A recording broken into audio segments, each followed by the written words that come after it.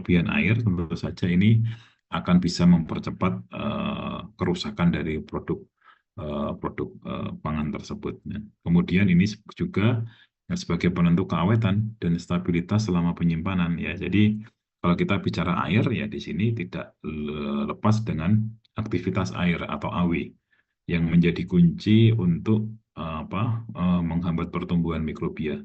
Ya, jadi tentu saja ini bukan hanya menghambat pertumbuhan mikrobia, di situ juga ada yang namanya reaksi kimia. Ya, tentu saja kalau dia kandungannya water activity-nya itu semakin tinggi ya proses kerusakannya akan semakin besar yang ada di situ. Kalau dia semakin rendah ya tentu saja ini akan menjadi lebih awet ya karena di sini ini akan kaitannya semakin rendah ya dia akan menghambat pertumbuhan mikrobia dan juga akan memperlambat reaksi kimia ya yang tentu saja dapat merusak produk pangan tersebut ya. Setelah sekaligus juga akan menjaga stabilitas fisik ya. Jadi contohnya ya misalnya contohnya terkait dengan proses sineresis ya tadi kemudian kaitannya sama tekstur produk ya. Dan ini akan menjadi faktor penentu ya. Jadi pengendalian air itu bukan hanya soal jumlah dari kadar air ya, tetapi juga terkait dengan keberadaannya ya. Contohnya misalnya apakah dia eh, termasuk air yang terikat atau dia termasuk juga air bebas begitu dan ini menjadi hal yang penting untuk kita bisa pelajari. Jadi ini yang menjadi basic Anda ya belajar di dalam teknologi pangan ya. Jadi eh, berita yang terbaru begitu ya. Berita yang terbaru ini eh, di Cianjur begitu ya. Ini dinyatakan ada kejadian luar biasa begitu ya. Kejadian luar biasa setelah mengkonsumsi makanan ya. Jadi makan bergizi dan juga di hajatan begitu ya. Eh, ini ternyata membawa sekitar 176 ya informasi yang saya baca itu mengalami keracunan ya, keracunan muntah-muntah, pusing ya, ada beberapa yang kejang-kejang begitu ya.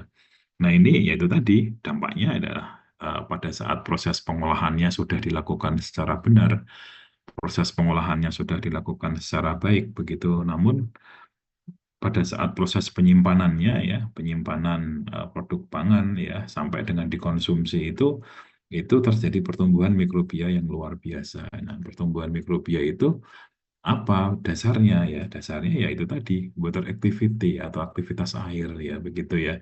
Jadi pada saat disajikan ya katakanlah misalnya dalam kondisi yang hangat ataupun panas ya, di sana akan muncul uap air. Nah, uap air itu dia akan kembali lagi ke dalam ke dalam produk pangan yang sudah diolah tadi. Nah, tentu saja ini aktivitas airnya akan meningkat. Nah, pada saat aktivitas air meningkat, kemudian disajikan dengan suhu yang tidak terkontrol begitu ya, sehingga itu akan mempercepat pertumbuhan mikrobia secara signifikan. Nah, pada saat dia akan terjadi pertumbuhan mikrobia yang signifikan itu tadi, nah tentu saja itu akan memberikan masalah besar begitu ya pada saat dikonsumsi ya. Salah satunya ya itu tadi tubuh kita memberikan respon ya dengan muntah-muntah, dengan kejang-kejang, bahkan kalau terlalu parah ya bisa eh, meninggal begitu ya. Nah, itu yang perlu diwaspadai ini bahwa water activity ya. Jadi itu menjadi hal yang sangat penting di dalam menentukan produk pangan ya. Ya, jadi sekarang banyak inovasi dari pangan begitu ya. Tentu saja untuk mengurangi itu ya, tentu saja ya ada berbagai macam cara yang dilakukan ya produknya diolah menjadi produk yang kering. Kalau misalnya tetap harus basah ya peranan oksigen yang ada di sini harus dikurangi ya dengan cara apa? Dikemas secara vakum dan lain sebagainya. Bahkan ditambahkan berbagai macam pengawet ya dan juga dihambat prosesnya dengan menggunakan proses katakanlah proses iradiasi dan lain sebagainya. Tapi tentu saja itu tidak bisa dilaksanakan dalam satu unit proses saja. Oh, kalau gitu diiradiasi saja, itu nanti kan mikrobia akan mati ya. Tapi tunggu dulu begitu ya. Kalau itu masih kontak dengan oksigen ya, jumlah mikrobia yang ada di udara, kemudian masuk ke dalam bahan pangan ya tentu saja ini akan menimbulkan suatu permasalahan ya. Jadi konsepnya adalah terkait dengan keamanan pangan itu tidak bisa hanya satu unit proses saja, tetapi ini melibatkan berbagai macam unit proses ya. Nah itu kemudian kalau kita melihat definisinya ya, di sini ini air ini merupakan molekul ya, molekul H2O ya kalau kita masih ingat ya waktu Anda dulu awal-awal masuk belajar kimia ya, kimia. Ya tentu saja ini suatu molekul H2O terdiri dari satu atom oksigen dan dua atom hidrogen ya yang terikat dalam ikatan kovalen ya. Jadi ini tentu saja ini struktur ini akan memungkinkan air memiliki sifatnya dia polar begitu ya. Polar jadi akan menarik ke salah satu sisi. Ya tentu saja dia akan membentuk suatu ikatan hidrogen antar molekulnya. Ya jadi itu yang menjadi eh, dasarnya. Kemudian ada juga ini istilahnya ada es ya. Nah, ada air kemudian ada es begitu ya. Kalau es ini berupa apa eh, bentuk padat dari air ya, di mana di sini tentu saja ini molekul-molekulnya akan tersusun rapi ya sehingga membentuk suatu atom hidrogen. Di sini ini yang terletak di antara sisi atom oksigen ya. Tentu di sini akan membentuk suatu kristal ya. Kristal kalau digambarkan itu dalam suatu kristal heksagonal begitu ya, yang dia simetris ya. Jadi itulah sebabnya ini yang namanya susunan susunan kristal itu tadi yang simetris itu tadi dia menyebabkan si es ini memiliki densitas yang apa lebih rendah dibandingkan eh, si air dalam bentuk cair ya. Tentu saja ya rata-rata ya es ya kalau densitasnya dia lebih rendah ya kalau kita melihat fenomena kalau kita sering pesan apa minuman es ya dia akan mengapung begitu ya mengapung di apa di apa mengapung ya tidak jatuh ke bawah begitu tapi dia mengapung begitu. Nah, di situ tentu saja ini antara air dan es ini ada relevansinya di dalam pangan ya. Nah, struktur dan sifat air tentu saja ini baik dalam bentuk cair maupun dalam bentuk es, ini tentu saja ini akan berpengaruh ya terhadap stabilitas dan juga fungsi di dalam pengolahan bahan pangan ya. Contohnya misalnya untuk pembekuan, untuk proses pemanasan dan juga terkait untuk proses hidrasi. Oke ya, itu yang sebagai apa sebagai pembuka ya. Sampai di sini ada yang masih belum paham? Oke, nanti silakan saja kalau bertanya silakan langsung saja ya sampaikan untuk pertanyaannya. Ya, saya lanjutkan kembali. Nah, ini sifat fisik dari air ya, tentu saja di sini ya pada suhu di atas 0 derajat ini berada dalam fase cair tentu saja. Kemudian ini bentuk fase cair ini merupakan bentuk yang paling umum ya di dalam bahan pangan. Kemudian juga bisa dalam bentuk beku, ya dalam bentuk es, ya tentu saja ini lebih rendah dari 0 derajat Celcius. Nah, kemudian ini tentu saja ini penting ya di dalam proses pembekuan pangan. Kalau kita bicara pembekuan pangan, ya ini tentu saja ini akan apa namanya akan meningkatkan terkait dengan umur simpan ya, umur simpan dari produk pangan tersebut ya. Jadi kalau dalam bentuk beku, kemudian juga ini dalam bentuk uap ya. Kalau uap ya tentu saja ini suhunya di atas suhu didih air ya di atas 100 derajat Celcius ya pada tekanan 1 atm begitu ya. Nah, jadi bukan hanya 100 derajat saja tetapi ada informasi berikutnya adalah pada tekanan 1 atm. Artinya apa? Nah, kalau tekanannya berubah ya titik didihnya juga akan berubah begitu ya. Tetapi yang umum yang kita gunakan ya kalau itu tidak dimodifikasi misalnya tidak divakum ya atau tidak ada tekanan tertentu yaitu titik didihnya ya sekitar 100 pada apa tekanan 1 atm ya. Nah, kemudian ini terkait dengan densitas ya. Densitas ini pada suhu ruang ya sekitar 1 gram per mili ya. 1 gram per mili ya tentu saja ini akan berubah tergantung dari suhu dan fasenya ya. Contohnya tadi ya misalnya dalam es ya tentu saja dia akan dalam bentuk es, dalam bentuk padat dia akan memiliki densitas yang lebih rendah ya daripada dalam bentuk cair ya. Sehingga ini tadi ya es ya tentu saja kalau di dalam aplikasi kita sehari-hari ya kita kalau melihat ya pasti dia akan mengapung ya begitu. Nah, tentu saja ini akan menjadi konsep dasar ini akan menjadi akan mempengaruhi ya terkait dengan proses pengolahan pangan ya kaitannya sama proses pendinginan, kemudian pembekuan, kemudian ada perebusan, pengeringan ya dan juga terkait dengan apa namanya proses pengemasan ya.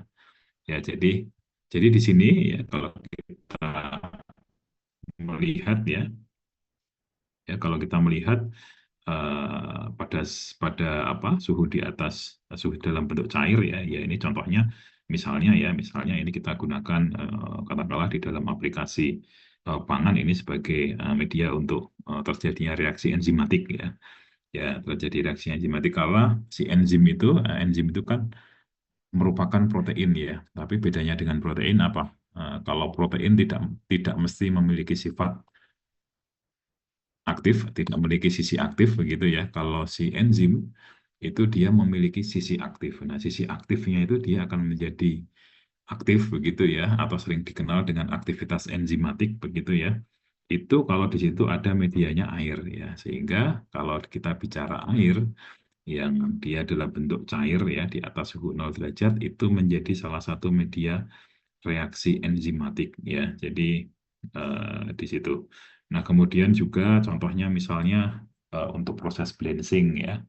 Untuk proses blanching ya tentu saja ini akan merusak proses blanching dengan adanya panas dia akan merusak yang namanya sifat atau sisi aktif dari enzimatik. Ini juga bisa digunakan untuk proses inaktivasi enzim ya. Kemudian juga proses ekstraksi yang tadi saya sampaikan di awal bahwa sebagian besar senyawa bioaktif itu dia akan larut air begitu. Nah, tentu saja ini bisa digunakan untuk proses ekstraksi ya, untuk mengekstraksinya senyawa bioaktif ya, misalnya pada teh, pada kopi ya dan lain sebagainya. Nah, kalau suhu titik beku ya ini sering diaplikasikan ini katakanlah untuk menghambat pertumbuhan mikrobia ya untuk proses pembekuan ya, proses pembekuan misalnya sayur mayur, kemudian pembekuan buah-buahan ya. Kemudian bisa digunakan sebagai eh, cryopreservation ya. Jadi cryopreservation itu menjaga kualitas atau kultur mikrobia di dalam laboratorium ya. Jadi ini akan menentukan bentuk kristal ya. Jadi kristal kristal es yang besar ini bisa merusak struktur jaringan ya. Kemudian juga terkait contohnya misalnya untuk pembekuan yang cepat ya. Ini akan lebih disukai ya karena dia akan menjaga tekstur dari produk ya. Biasanya seperti itu. Nah, kemudian kalau contohnya dalam bentuk uap ya, contohnya misalnya untuk sterilisasi ya, untuk autoclave ya.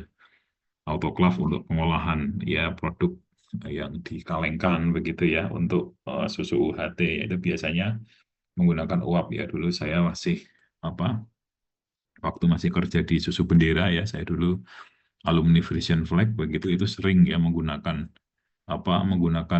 steam boiler begitu ya untuk proses untuk proses sterilisasi line ya line atau yang digunakan untuk aliran proses produksi susu ya jadi itu harus diuapkan dulu ya jadi artinya untuk menjaga bahwa si mikrobia kayak gitu itu harus dipastikan itu benar-benar tidak ada ya di dalam proses pengolahan ya ini gitu itu paling sering digunakan ya menggunakan uap ya.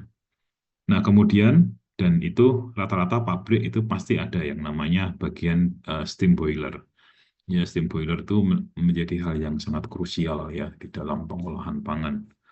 Nah, kemudian juga ini bisa juga menggunakan uap air itu untuk steam cooking. Ya, jadi memasak ya tanpa kehilangan banyak nutrisi ya di salah satunya ya di steam begitu ya diuapkan begitu.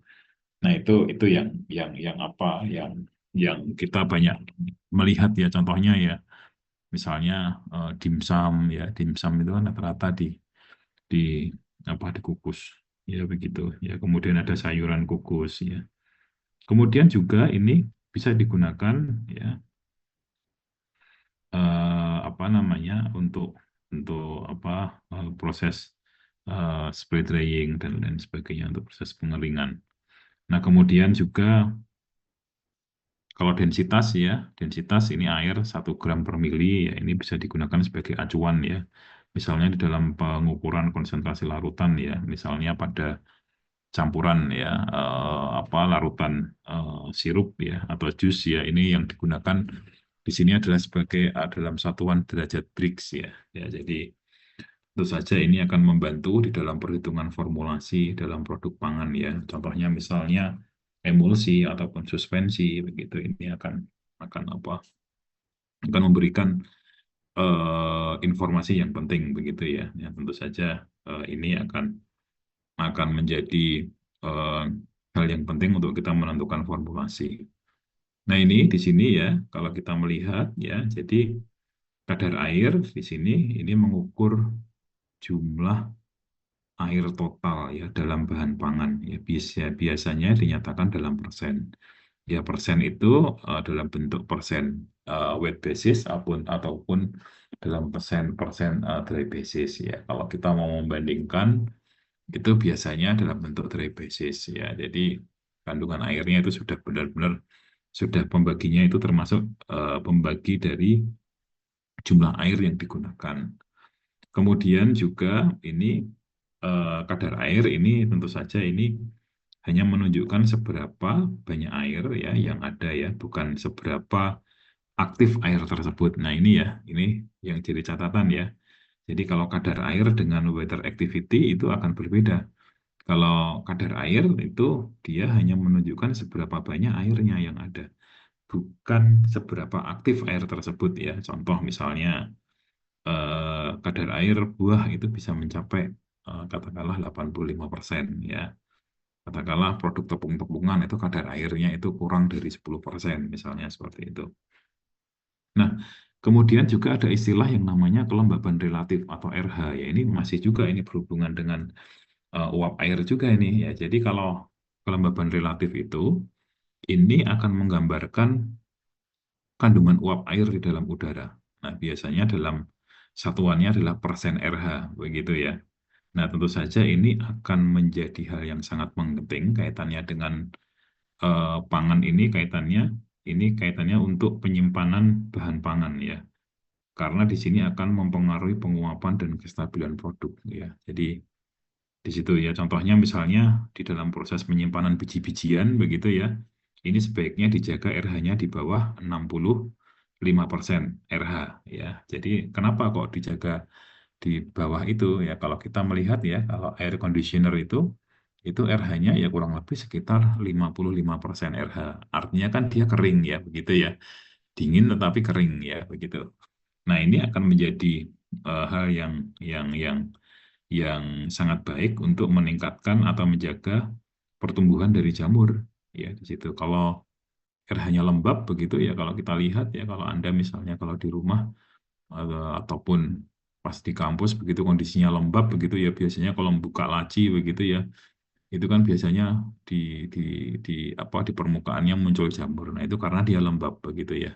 Tetapi kalau itu dingin tetapi kelembabannya terjaga, contohnya pada saat kita di bawah apa di dalam air conditioner ya, AC begitu ya, itu ya permukaannya akan kering begitu ya walaupun suhunya dingin begitu.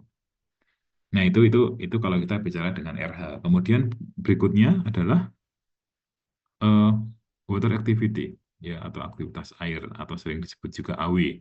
Nilainya ini 0 sampai 1 ya. Jadi jangan sampai nanti kalau Anda ditanya pas ujian begitu ya, AW itu maksimal berapa? Nilainya 100% ya, salah ya. AW nilainya berapa? 10 ya, salah juga ya. AW itu kisarannya hanya 0 sampai 1 begitu ya. 0 sampai 1 tanpa satuan ya, begitu. Nah, AW1 itu adalah untuk air murni ya. Kalau kita bicara food safety, begitu ya, AW yang aman ya adalah yang 0 di bawah 0,6 begitu ya, di bawah 0,6. Nah, itu AW yang aman ya, umumnya aman dari apa? Dari pertumbuhan mikrobia ya. Ya tentu saja ini akan lebih relevan ya, di dalam menentukan daya awet ya suatu bahan ya. Jadi tentu saja ini menjadi catatan penting ya. Ya jadi eh, bisa jadi di dalam produk ya, itu dalam dua dua produk misalnya seperti itu, ini memiliki kadar air yang sama, tetapi AW-nya bisa berbeda. Nah, begitu. Nah, tentu saja ini karena apa? Kok bisa muncul seperti itu? Ya karena tadi kalau saya bicara di awal itu ada ikatan air yang bisa berbeda, ada yang air yang terikat dan juga ada air bebas ya. Kalau kita bicara kaitannya sama air yang terikat ya, kita tentu saja ini kaitannya bisa dikaitkan dengan water activity. Nah, kemudian apa pengaruhnya si AW itu tadi selain dari aktivitas mikrobia? Ya, ini juga akan memberikan pengaruh terhadap karakteristik kimianya ya. Contohnya misalnya di sini adalah reaksi Maillard, kemudian ada oksidasi lipid dan juga ada stabilitas enzim ya. Jadi yang ada di situ. Nah, ini di slide ini ya, ini ada terkait dengan derajat keterikatan air ya dalam bahan pangan ya, khususnya ini air yang terikat secara fisik ya di sini. Nah, di sini ada beberapa informasi, ada yang namanya air kapiler ya. Air kapiler ini air yang berada di dalam rongga-rongga halus ya, rongga-rongga halus atau kapiler dari struktur bahan pangan ya. Contohnya misalnya apa? Contohnya misalnya serat buah ya atau pada daging ya seperti itu. Nah, ini akan tertahan karena itu tadi ada gaya kapiler ya di ruang-ruang yang sempit begitu ya.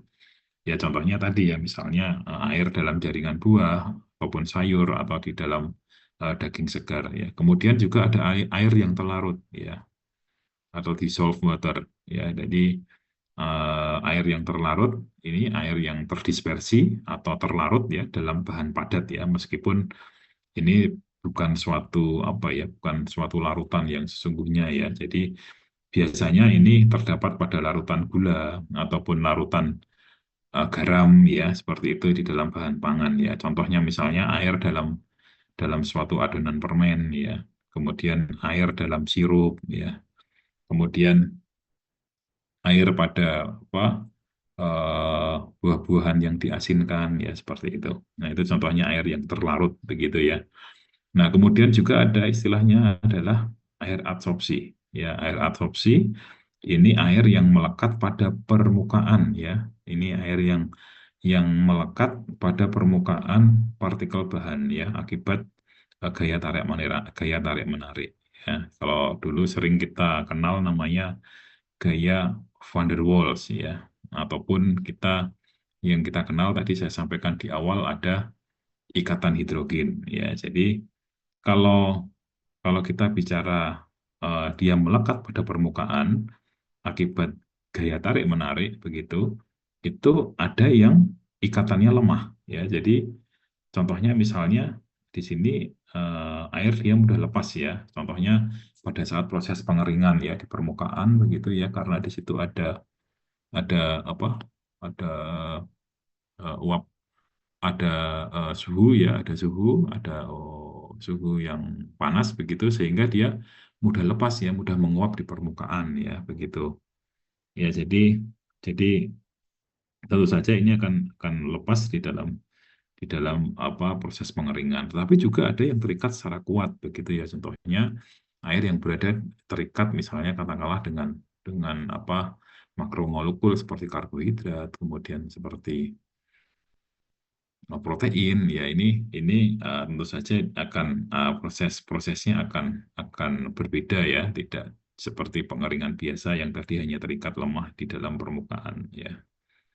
Nah, tentu saja ini yang menjadi catatan di sini adalah semakin kuat ikatan air, ini semakin rendah kontribusinya terhadap water activity ya.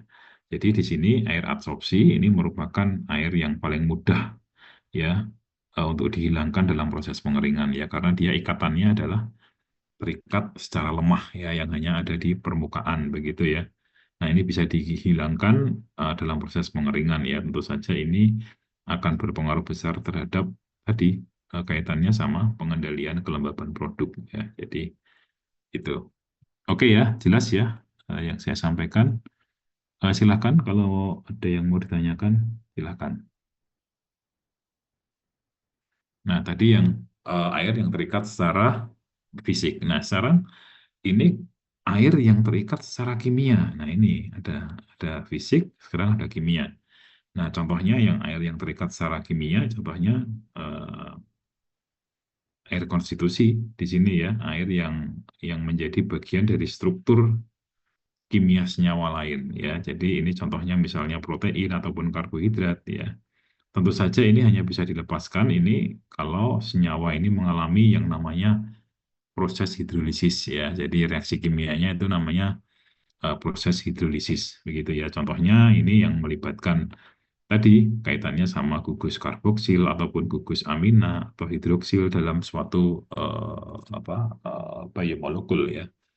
Kemudian juga ada istilah yang namanya air kristal ya, atau crystalline water. Ya, di sini ini air yang terikat dalam bentuk molekul H2O ya. Ini di dalam struktur kristal suatu senyawa. Ya, jadi ini tentu saja ini sangat sulit ya untuk terlepas ya, kecuali memang ini dipanaskan pada suhu tertentu atau dilakukan proses reaksi kimia. Ya, contohnya ya ini misalnya kalsium sulfat pentahidrat ya, CaSO4 5H2O begitu ya. Nah, ini contohnya misalnya seperti itu. Ini contoh air kristal ya. Kemudian juga di sini ada air bebas ya. Nah, tentu saja ini namanya juga bebas ya. Ini air yang tidak terikat secara kuat ya. Tidak terikat secara kuat pada struktur bahan pangan ya. Tentu saja di sini ini memiliki sifat fisik seperti air biasa, mudah bergerak, mudah menguap.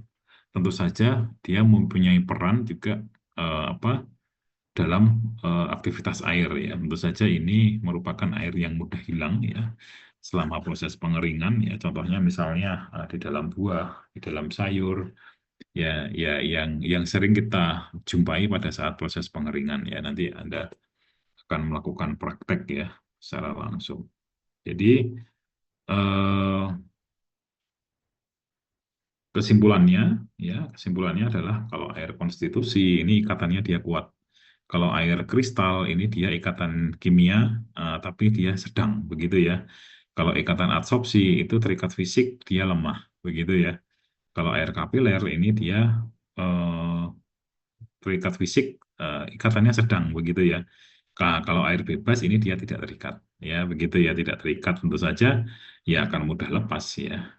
Akan mudah lepas ya. Ya, terus kemudian apa yang berkontribusi terhadap peningkatan water activity?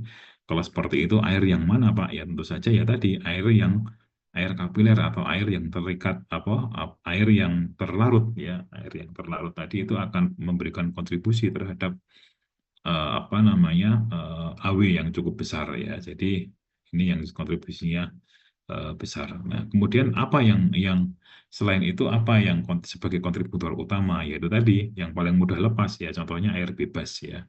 Air bebas itu yang memberikan kontributor utama ya terhadap peningkatan AW. Itulah sebabnya karena dia si air bebas itu tidak terikat ya dengan cara proses pengeringan itu tadi ya, dalam bahan pangan dengan cara dikeringkan ya AW-nya dia akan turun begitu ya. Kalau AW-nya turun di bawah 0,6 ya relatif bahan pangan tersebut akan awet ya.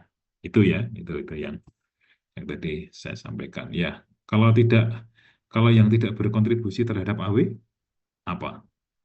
Ya, air konstitusi ya, dan air juga air kristal itu dia tidak memberikan kontribusi terhadap peningkatan AW ya. Jadi yang memberikan kontribusi, yang kontributor utamanya yang pertama adalah air bebas, kemudian yang kedua adalah air kapiler atau air terlarut, kemudian yang ketiga ini adalah air adsorpsi ya. Jadi itu yang menjadi kontributor ya.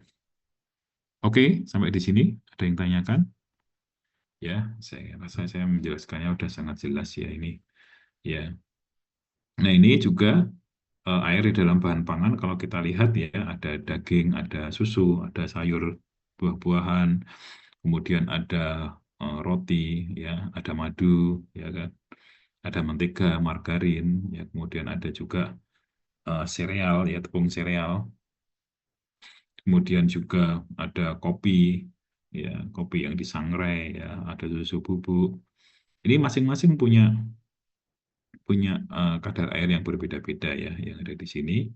Ya tentu saja ini kalau dari bahan ini kaitannya dengan penyimpanan dan keamanan pangan ya tentu saja ini bahan dengan kadar air yang tinggi ya. Contohnya ini misalnya buah, susu, daging. Ini dia akan cepat mudah rusak begitu ya, dia akan perishable. Kemudian kadar air rendah, contohnya misalnya tepung, ya, kemudian kopi, ada susu bubuk, dia akan lebih stabil ya dan umur simpannya panjang begitu. Nah, ini satu yang beda, minyak ya. Nah, ini ada minyak di situ. Minyaknya nol begitu ya, 0% begitu ya. Ini kalau kita lihat di sini gitu. Nah, itu nol ya. Ini nol, ini artinya ini tidak mendukung pertumbuhan mikrobia, tetapi bisa mengalami proses oksidasi ya. Ya, jadi itu ya bedanya ya dengan yang lain. Nah, ini kenapa kok ada nolnya Pak begitu ya. Nah, ini nol ini ya tidak mendukung apa pertumbuhan mikrobia karena memang tidak 0% airnya begitu ya, tetapi dia mudah mengalami proses oksidasi ya. Itu. Nah, sehingga yang menjadi catatan adalah kadar air yang tinggi itu tidak mesti ya, tidak selalu itu AW-nya tinggi ya. Yang pertama itu karena ya pertama adalah jenis air ini bisa berbeda ya. Tadi yang saya sampaikan sebelumnya, slide sebelumnya, ada air bebas dan ada air yang terikat begitu ya. Nah, untuk keamanan secara mikrobiologis ya, AW ini akan lebih menentukan dibandingkan hanya sekedar tadi ini hanya sekedar apa persen kadar air total ya begitu ya. Nah ini coba kita lihat slide berikutnya. Nah ini air yang ada di dalam bahan pangan begitu ya. Air yang ada di dalam bahan pangan ini bervariasi. Ya tentu saja tadi saya sampaikan ini akan menentukan terkait dengan umur simpan ya. Nah sehingga di sini ini ada upaya-upaya untuk memperpanjang umur simpannya ya pada sayur mayur dan buah-buahan ya dengan cara pendinginan ya ataupun bisa juga diawetkan ya. Nah, tentu saja ini kandungan air yang tinggi dia akan mendukung terkait pertumbuhan mikrobia. Nah, kemudian berikutnya ini ada bahan dengan kadar air yang menengah ya. Ya, kalau kadar air tinggi itu di atas 70% ya, di atas 70%. Ada kadar air yang menengah. Ya, contohnya misalnya ada apa? Ada keju ya. Kemudian juga ada madu ya, kemudian juga ada jam ya, ada apa? Ada roti ya dan sebagainya. Nah, ini tentu saja ini tergantung stabilitasnya ya, tergantung dari jenis air ya, terikat atau bebas ya. Terus kemudian juga eh, yang menjadi menarik di sini adalah di sini ada jam ya atau selai, ada madu begitu ya. Ini kandungan airnya ya tergolong menengah lah begitu ya. Tetapi kok dia awet begitu ya, mesti kadar airnya tinggi. Kenapa? Ya karena kadar gula yang tinggi ini memberikan efek osmotik ya, tekanan osmotik begitu ya. Nah, sehingga itu relatif dia lebih awet dibandingkan yang lain ya. Karena kalau yang lain dia kandungan gulanya begitu ya eh, rendah begitu ya, kandungan air tinggi. Kalau kalau si selai dan apa namanya madu, dia punya yang namanya osmotic pressure. Ya, efek osmotic pressure itu tadi ini yang memberikan dia apa lebih awet dibandingkan yang lain begitu ya. Tuh. Nah, kemudian selain yang menengah ini kalau kita lihat ini juga ada kadar air yang memiliki kandungan air yang rendah, ya kategori rendah di bawah apa 20% begitu, di bawah 20% ya di sini. Nah, umur simpannya lebih panjang, stabilitasnya lebih tinggi ya, walaupun tanpa pendinginan. Nah, tapi ada tapinya ini. Ya, tadi ini relatif umurnya lebih panjang ini, ya. Kemudian stabilitasnya tinggi tanpa pendinginan. Nah, ada tapinya nih. Resiko kerusakannya lebih banyak. Nah, kenapa? Kok resiko kerusakannya lebih banyak? Karena dia akan mengalami proses oksidasi, ya kan? Nah, oksidasi itu bisa secara fotooksidasi, bisa autooksidasi, begitu ya. Nah, kontak dengan oksigen, kontak dengan cahaya, begitu ya, itu relatif dia akan lebih berisiko lebih banyak ya dibandingkan kerusakan yang disebabkan karena efek mikrobia, begitu ya. Yaitu tentu saja ini eh, apa namanya akan menjadi informasi mempertegas tadi yang saya sampaikan bahwasannya kadar air yang tinggi itu tidak selalu AW-nya ini juga akan tinggi ya, kayak gitu ya. Contohnya madu ya, kandungan airnya tinggi ya, tetapi dia akan lebih awet begitu ya. Ya itu contohnya. Yaitu kalau kandungan air di sini lebih rendah ya relatif dia akan cenderung mengalami proses oksidasi begitu ya. Yang ada di sini contohnya misalnya ada margarin, ada mentega dan lain sebagainya. Oke, sampai di sini silakan kalau ada yang tanyakan. Nah, berikutnya ya. Nah, di sini ini terkait dengan air terikat dan air bebas ya. Ya tadi yang saya sampaikan kembali ya, air terikat ya ini terdapat di dalam sel ya, terikat secara kuat ya dalam komponen seluler ya. Ya, dalam makromolekul ya contohnya protein, kemudian ada karbohidrat, kemudian ada lemak ya. Ya, dan juga terikat di struktur internal sel ya. Tentu saja ini dia tidak mudah menguap ya, tidak mudah menguap atau lepas kalau dengan pengeringan biasa ya air yang terikat itu. Nah, kemudian ini juga tidak tersedia untuk aktivitas mikrobia atau reaksi kimia secara bebas ya. Namun dia apa namanya berperan untuk menjaga struktur dan apa kestabilan internal dari bahan. Ini air yang terikat. Kalau air bebas, nah ini terdapat di antara sel-sel atau ruang jaringan ya, tidak terikat kuat, jadi dia mudah bergerak, mudah menguap. Nah, namun ini peranannya dia berperan dalam reaksi kimia dan pertumbuhan mikrobia. Nah, inilah sebabnya si air air bebas ini dia berkontribusi terhadap peningkatan water activity ya yang sangat berpengaruh terhadap daya awet dan keamanan pangan ya. Jadi air terikat itu air terikat itu saya ambil kesimpulan air terikat itu dia terikatnya sangat kuat. Kemudian eh, peranannya terhadap AW dia tidak berkontribusi. Tetapi kalau air bebas, ya ini ikatannya itu dia lemah, bahkan bebas juga ya. Ini di antara sel-sel di dalam bahan pangan, ya. Kemudian ini menjadi berkontribusi utama ya di dalam apa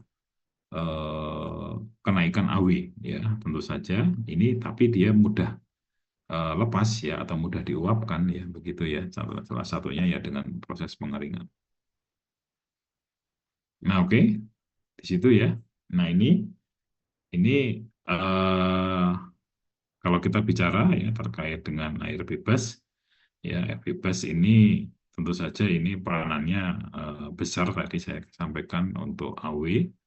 Kemudian juga ini air yang terikat ya ini terikatnya lemah ya ada tipe 1, tipe 2 ya nanti bisa Anda ini kan sendiri apa baca sendiri. Kemudian nah ini ada tambahan lagi nih.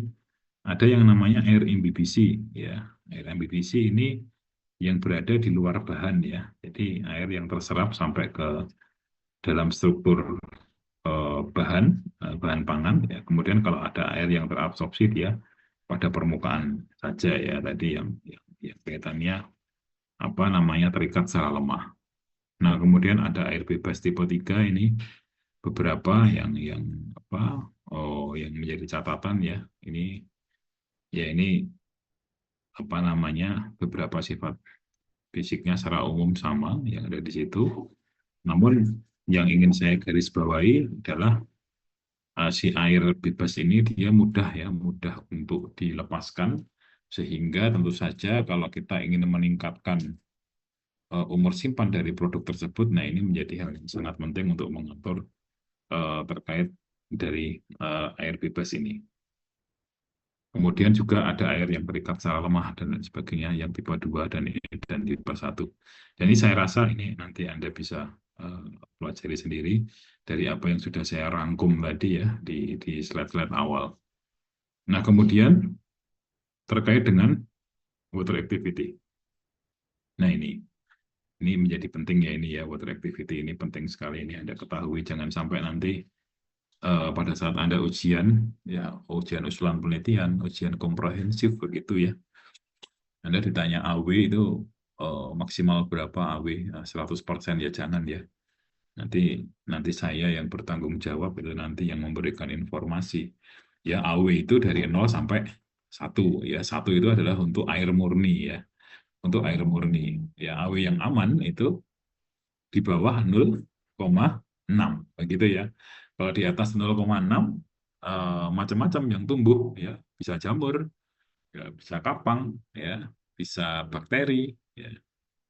Ya, jadi itu masing-masing ada peranannya, nanti akan saya jelaskan di pertemuan berikutnya ya, dari masing-masing ini.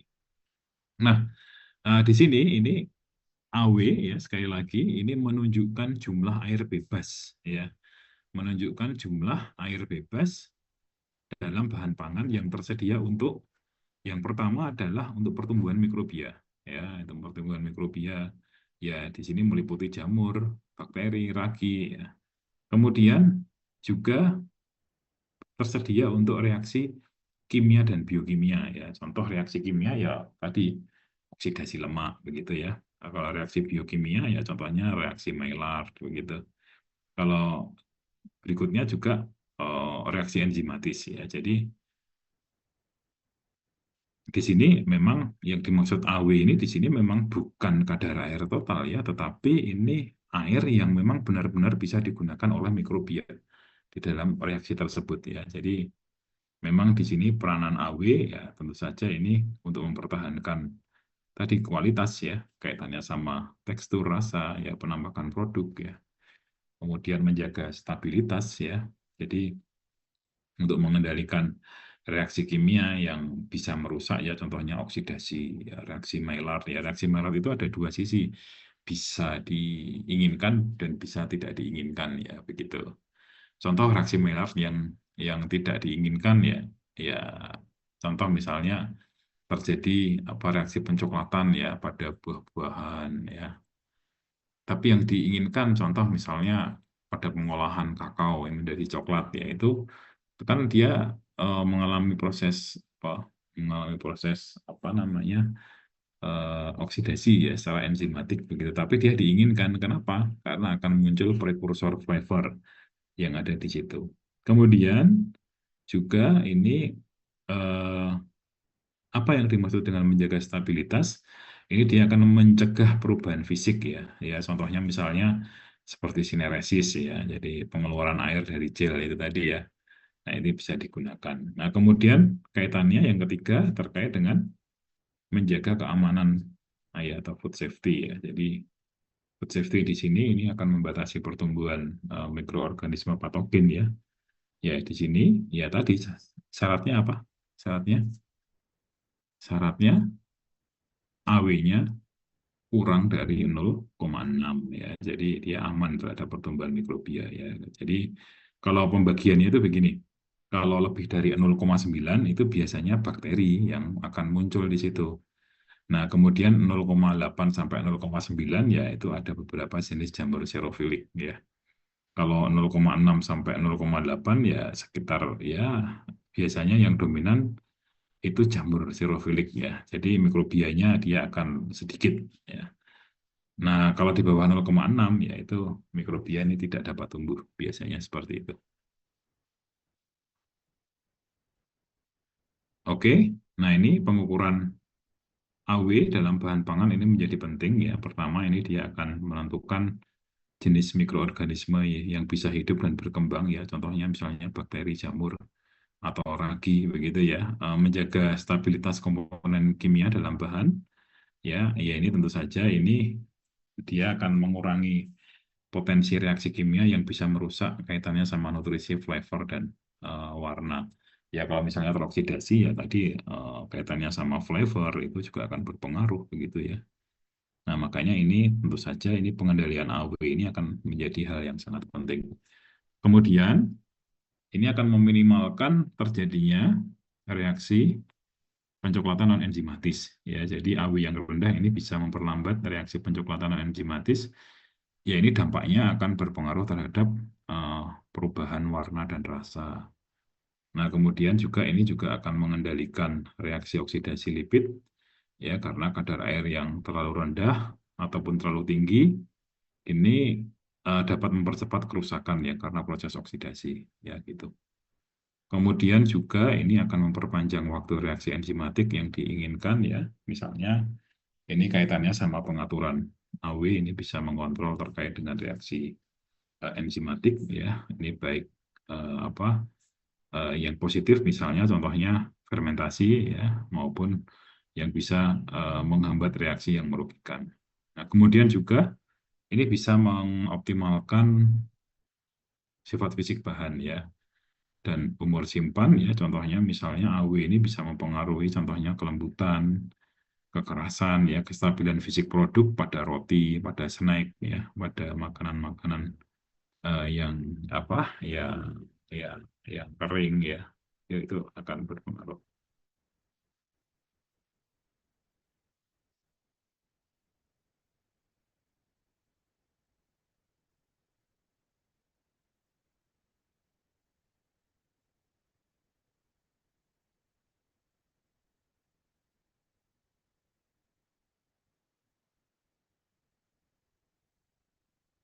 Nah, berikutnya berikutnya ini terkait dengan apa AW ya. Ya, AW ini memang tadi menjadi eh, penentu ya keamanan, kualitas dan stabilitas dari produk pangan ya selama umur simpan begitu ya, sepanjang umur simpan. Nah, ini tentu saja ini ada beberapa aspek yang harus diperhatikan. Ya, keamanan yang pertama adalah terkait dengan keamanan secara mikrobia atau microbial safety. Ya, ini AW tinggi tentu saja dia akan mendukung ya pertumbuhan mikrobia tadi ya terutama yang bakteri-bakteri yang merugikan. Tentu saja ini dia akan menjadi uh, hal yang krusial ya contohnya misalnya pada daging segar ya. Ini tentu saja dia akan mudah mengalami kerusakan ya. Ya karena tentu saja apa AW-nya tadi ya air bebasnya dia akan tinggi. Kemudian yang berikutnya ini kaitannya sama eh, reaksi kimia dan biokimia serta aktivitas enzimatik ya. Jadi AW ini dia akan mempengaruhi laju reaksi ya, contohnya misalnya oksidasi lemak dan juga reaksi enzimatis contohnya misalnya proteolisis, kemudian reaksi pencoklatan ya. Tentu saja ini jika AW-nya dikendalikan ya, ini akan mencegah reaksi-reaksi tersebut ya. Tentu saja ini dampaknya juga akan juga apa bakteri, kemudian jamur, bahkan ini serangan serangga pun ini juga akan lebih terjaga begitu ya. Nah, kemudian kaitannya sama sifat fisik begitu. Nah, ini AW juga ini juga akan mempengaruhi tekstur ya, kekerasan maupun sineresis ya. Kemudian ini menjadi hal yang sangat penting untuk menjaga kualitas sensori selama proses penyimpanan ya. Kemudian ini juga akan menjadi apa ya? Menjadi eh, dasar ya dalam menentukan jenis kemasan dan kondisi penyimpanannya ya. Contoh misalnya di sini untuk apa namanya AW ini menjadi salah satu dasar ya di dalam menentukan jenis kemasan dan kondisi penyimpanan ya bisa contohnya misalnya apakah perlu dilakukan vakum ataupun produknya dikeringkan terlebih dahulu ataupun menggunakan kemasan yang kedap ya, contoh misalnya untuk biji-bijian dan lain sebagainya. Ya, jadi itu. Nah, kemudian ini juga ya di sini di dalam konsep dasar ya dalam AW dan equilibrium relative humidity atau ERH ya di sini tadi ya saya sampaikan lagi ya kalau bicara AW itu terkait dengan ukuran jumlah air bebas yang tersedia dalam bahan pangan ya tentu saja ini akan memberikan apa namanya memberikan dampak terhadap reaksi kimia dan enzimatik serta pertumbuhan mikrobia. Kalau ERH ini kaitannya sama kelembaban relatif udara ya yang ada di sekitar bahan pangan ya saat kadar air dalam bahan dan uap air di udara itu mencapai kesetimbangan ya. Jadi ini beberapa istilah ya tentu saja ini ERH atau apa relative humidity, equilibrium relative humidity ini AW ya dikali 100 ya. Jadi kalau ERH-nya 95% misalnya seperti itu, ya maka AW-nya di sini adalah 0,95 ya. Jadi nah ini proses kesetimbangan AW ya di sini ini pada awal ya ini bahan yang disimpan pada lingkungan tertentu dengan RH tertentu ini akan terjadi suatu mekanisme pengambilan atau pelepasan uap air ya. Nah, seiring dengan berjalannya waktu, ini bahan pangan ini akan mencapai kondisi setimbang dengan kelembaban udara ya. Kondisi air dari bahan ini dan ERH ini akan menjadi stabil ya. Tentu saja ini akan menjadi hal yang penting sebagai dasar menentukan kondisi penyimpanan ya atau RH. Penyimpanan akan berpengaruh juga terhadap formulasi produk ya, terutama produk-produk yang kering, kemudian semi kering maupun produk beku ya. Nah ini juga akan memberikan dampak terhadap apa, kemasan yang sesuai ya untuk stabilitas AW. Ya, ini contoh ya di sini prinsipnya ya ini hubungan antara kadar air ya dengan ERH ya. Ya yang pertama yang berikutnya adalah hubungan antara kadar air dan AW ini digambarkan dengan apa namanya kurva isoterm sorpsi lembab ya. Kalau di sini ya ini di sini ya kalau kita lihat di sini ya eh, kurva ISL ya ya ini menunjukkan hubungan antara kadar air dan AW yang menggambarkan kesetimbangan kadar air bahan ya dengan uap di udara pada kondisi tertentu ya. Contohnya misalnya di sini ada bahan A dan bahan B begitu menunjukkan pada kadar air yang sama ini AW pada bahan A ya begitu ya. AW pada bahan A ini lebih rendah dibandingkan yang ada pada bahan B ya. Artinya apa? Artinya di sini bahan A ini menyerap air lebih kuat ya, lebih banyak air yang terikat ya kurang lebih seperti itu dibandingkan bahan B. Sebaliknya ya kalau untuk mencapai AW yang sama ya bahan A harus mengandung lebih banyak kadar air yang lebih tinggi gitu. Ini kalau dari gambar eh, ini apa namanya harus mengandung kadar air yang lebih tinggi si bahan A itu tadi dibandingkan dengan bahan B ya. Jadi ini menjadi hal yang sangat penting ya tentu saja ini nanti akan memberikan dampak ini membantu memilih metode pengeringan atau penyimpanan yang sesuai juga akan menentukan formulasi bahan ya ya jadi yang digunakan misalnya pada snack ataupun pada tepung-tepungan atau produk susu dan lain sebagainya. Nah, kemudian berikutnya ini ada yang namanya tipe kurva sorpsi isotermis ya. Ya, jadi ini menggambarkan hubungan antara kadar air dan aktivitas air ya pada kondisi suhu konstan. Yang pertama ini ada 3 zona ya. Yang pertama zona 1 itu monolayer. Ya, ini dia yang terikat kuat ya. Ya, jadi air ini terikat kuat ya di permukaan bahan ya.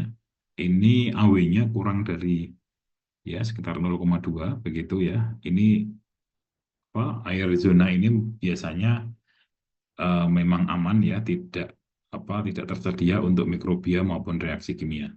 Ya ini pada zona 1 dia relatif apa relatif dia stabilitasnya paling baik. Nah, kalau zona 2 ini dia ikatannya lemah, begitu ya. Ya sekitar AW-nya sekitar 0,2 sampai 0,7. Nah, ini beberapa mikrobia ini juga mulai tumbuh ya di situ ya, mulai tumbuh apalagi di atas 0,6. Nah, reaksi kimia ini juga terjadi ya, misalnya reaksi Maillard ya di zona 2 ini. Kalau di zona 3 ini yang apa muncul di sini ini low hygroscopic ya. Jadi dia bisa dikatakan ini merupakan air yang tidak terikat ya atau air bebas.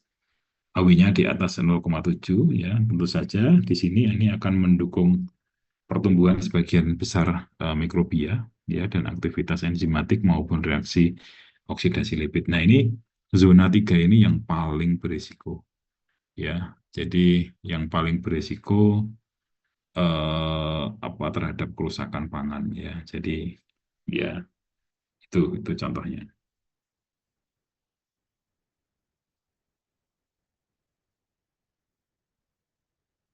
Nah, ini ya, ini tadi yang saya sampaikan. Ini yang saya sampaikan ya.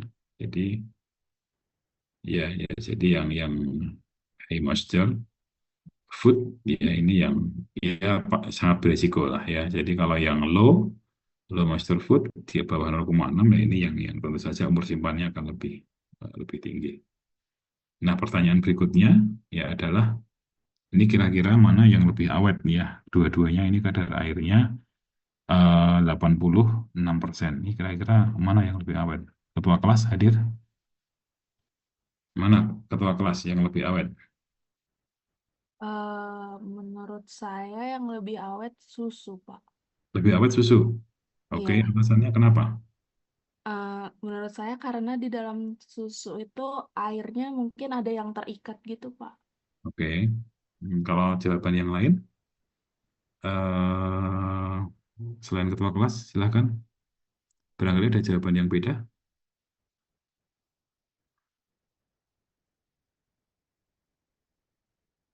Almira hadir?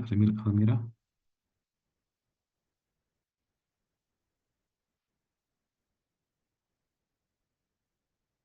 Rahel? Rahel? Iya Pak Hadir. Ya, silakan. Kalau menurut Anda, awet yang mana? Dengan kadar air yang sama?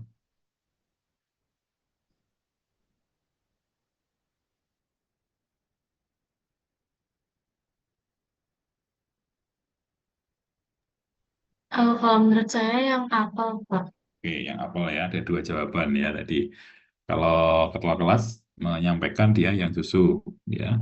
Kalau yang apa Rahel tadi yang apel ya. Jadi begini, tadi prinsipnya adalah kadar air yang tinggi itu tidak mesti AW-nya tinggi ya. Itu prinsip pertama itu. Yang berikutnya ya ini meski apel kadar air apel dan susu itu hampir sama begitu ya. Ini AW apel itu dia lebih rendah ya karena sebagian air di apel dia terikat dalam struktur sel ya.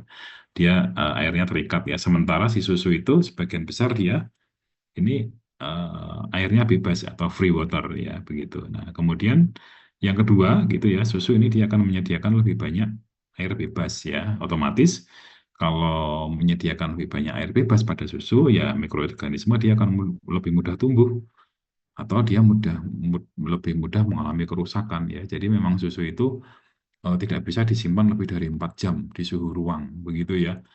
Susu fresh milk ya ini ya saya bicara ini susu fresh milk. Nah, itulah sebabnya ya apel ini juga memiliki lapisan pelindung ya. Dia juga membantu untuk mengurangi kehilangan air dan mencegah kontaminasi mikrobia ya. Jadi kesimpulannya yang lebih awet adalah yang apel ya. Jadi itu yang lebih awet ini yang lebih stabil ya. Dia lebih awet ya. Beda halnya kalau nanti apelnya sudah dikupas, dia akan terjadi reaksi pencoklatan ya. Kalau misalnya apelnya dikupas atau dipotong, ya dia AW-nya akan meningkat ya, akan lebih mudah rusak seperti susu ya, karena struktur bahan ini juga akan mempengaruhi daya awet ya, bukan hanya kadar air dan AW-nya saja, tapi struktur bahannya ini juga apa namanya akan menentukan ya. Oke ya itu ya jawabannya. Jadi di sini dalam gambar ini adalah yang apel ya, jawabannya seperti itu, yang lebih awet. Nah, kemudian di sini ya, ini masih ada satu slide lagi. Ini kalau kita lihat ya, water activity ya, dan juga terkait dengan kurva Shobsit isotermis ya, dan juga ini menggambarkan ilustrasi interaksi molekul air dengan bahan pangan ya. Kalau kita lihat ini sumbu X-nya itu adalah air, AW ya, water activity ya, rentangnya dari 0 sampai dengan 1 ya, ini ya sumbu X-nya. Kemudian sumbu Y ya, yang dari di sini yang sebelah kiri ya, gambar yang sebelah kiri dulu. Ini adalah persen kadar air ya, ini dibagi menjadi 3 ya, tadi yang sudah saya sampaikan ya. Jadi yang tipe 3 ini dia mudah mudah menguap dan dia sangat sangat mudah untuk apa namanya ya, ya eh, tersedia untuk pertumbuhan mikrobia dan reaksi kimia ya. Jadi di situ ya, kemudian di situ ada yang apa, yang garis warnanya apa, eh, hijau ya, ini merupakan garis absorpsi. Kalau yang warnanya kebiru, biru tua di sini, ini garis desorpsi ya, ini menunjukkan adanya apa, perbedaan antara pengikatan air dan pelepasan air yang ada di sini. Nah, di sini ya, kalau kita lihat ya, di gambar sebelah kanan ya, jadi interaksi air dan bahan ya, pertama adalah monolayer atau satu lapisan air di dalam permukaan bahan ya, contohnya misalnya ya protein begitu ya, dia ini airnya akan terikat kuat ya, mobilitasnya dia rendah.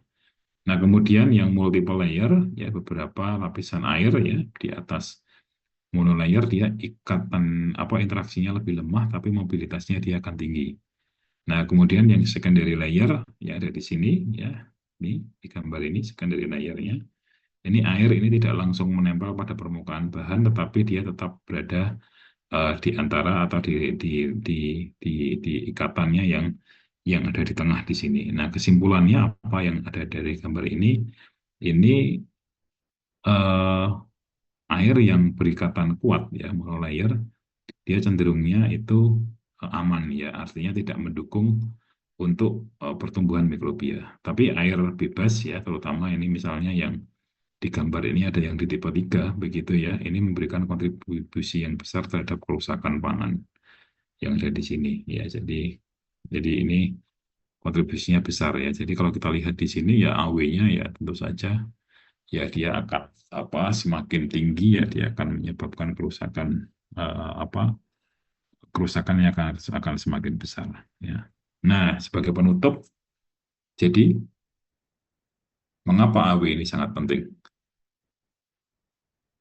Ya, pertama ya, dia akan menentukan daya awet. Dia mengontrol pertumbuhan mikrobia. Ya, jadi kesimpulan yang pertama. Yang kedua, AW dia akan berpengaruh terhadap laju reaksi kimia dan biokimia.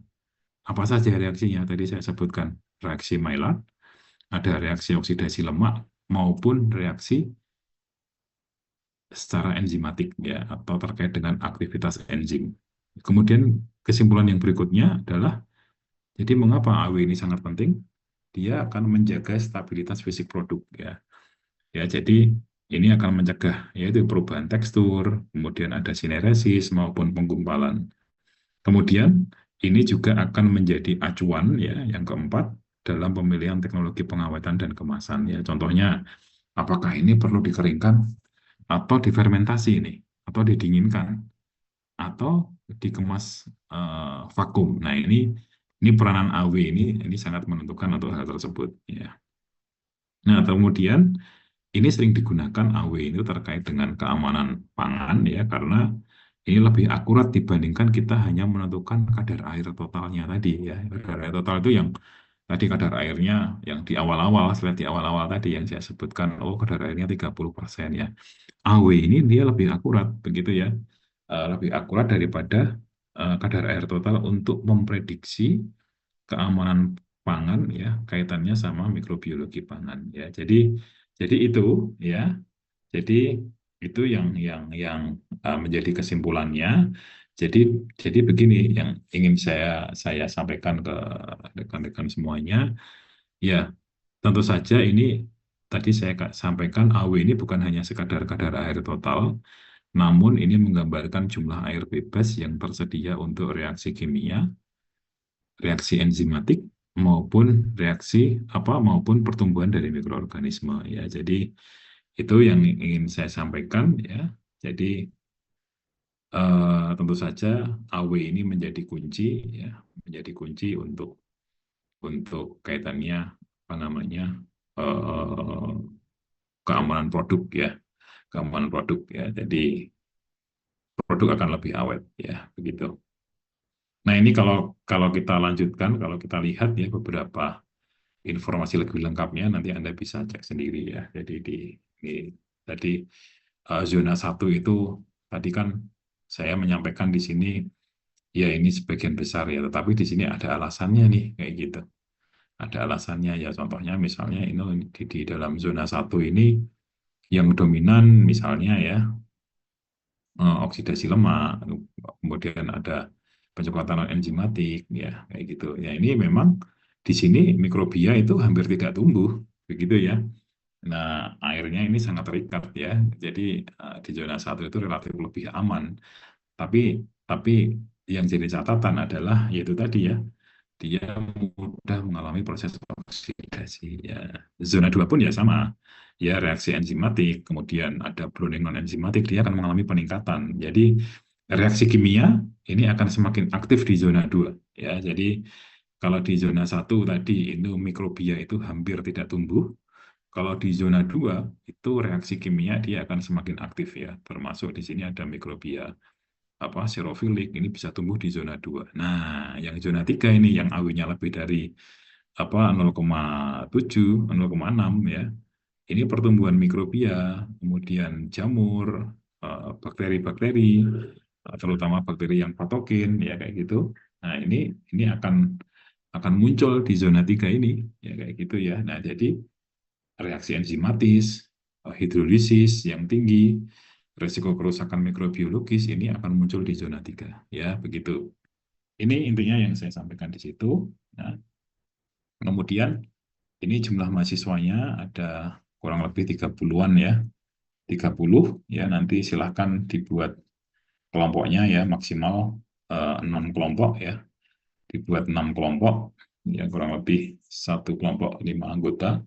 Nah, dari yang saya sampaikan tadi, itu kan akan memberikan dampak ya, memberikan dampak tadi terhadap kerusakan ya, kerusakan dari produk yang ada ya tadi.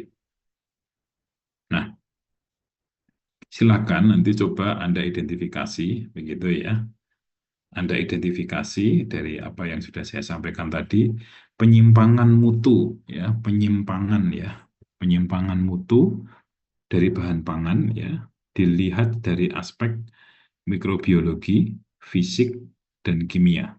Ya, jadi silakan nanti Anda buat ya, nanti penyimpangan mutu, silakan produknya Anda tentukan sendiri, begitu ya.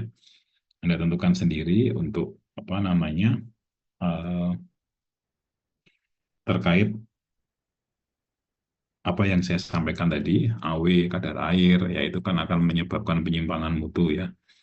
Dari aspek fisik, kemudian dari aspek kimia maupun aspek mikrobiologis dari berbagai produk pangan. Nah, produk pangannya nanti silahkan Anda tentukan sendiri ya, apakah mau basisnya adalah marine product atau basisnya itu adalah dairy product ya, nanti silakan Anda tentukan sendiri ya, dari setiap kelompok nanti dibuat makalahnya ya, dibuat makalahnya secara komprehensif, nanti Anda Anda identifikasi di situ. Nah, nanti kita akan coba presentasikan ya, akan coba presentasikan di pertemuan yang ketiga ya. Jadi di pertemuan yang ketiga nanti akan dipresentasikan dari berbagai macam jenis produknya. Ya, jadi produknya jangan sama ya nanti ya. Produknya itu kan banyak sekali. Bahkan produk-produk yang Anda duga itu awet begitu ya. Contohnya misalnya tepung-tepungan misalnya ya itu pun juga masih mungkin ya terjadi penyimpangan mutu ya akan terjadi penyimpangan mutu. Makanya nanti kita identifikasi penyimpangan mutu apa dan solusinya seperti apa ya. Nanti kita diskusikan secara bersama-sama. Anda buat dalam bentuk makalah, kita presentasikan nanti di pertemuan yang ketiga. Jadi eh, minggu depannya lagi ya. Jadi Anda saya berikan waktu kurang lebih 1 minggu ya untuk mengerjakan ini. Ya begitu. Nah termasuk juga nanti minggu depan saya akan menjelaskan terkait dengan ya apa kalau hari ini terkait dengan mikrobianya, peranan air dan AW. Ya, minggu depan ini kemungkinan untuk serangga ataupun hama ataupun aspek mikrobiologis lainnya itu yang memungkinkan dia bisa tumbuh di dalam bahan pangan ya sehingga nanti harapannya nanti Anda identifikasinya akan lebih mendalam ya mendalam baik dari aspek mikrobiologisnya dari aspek fisik maupun dari aspek kimianya ya oke ya saya rasa Anda jelas dan ditulis secara komprehensif secara lengkap dengan citasi yang tentu saja dari informasi-informasi yang terkini ya. Yang paling mudah nanti Anda mencari reviewnya di jurnal review ya, ya itu akan jauh lebih update informasinya. Baik, oke, demikian yang bisa saya sampaikan. Silakan kalau ada yang ditanyakan. Maaf, Bapak ingin izin bertanya mengenai tugas Hmm, kelompok tadi. ya, Sebelumnya dari mata kuliah pengemasan sendiri sudah pernah ada tugas kelompok, Bapak.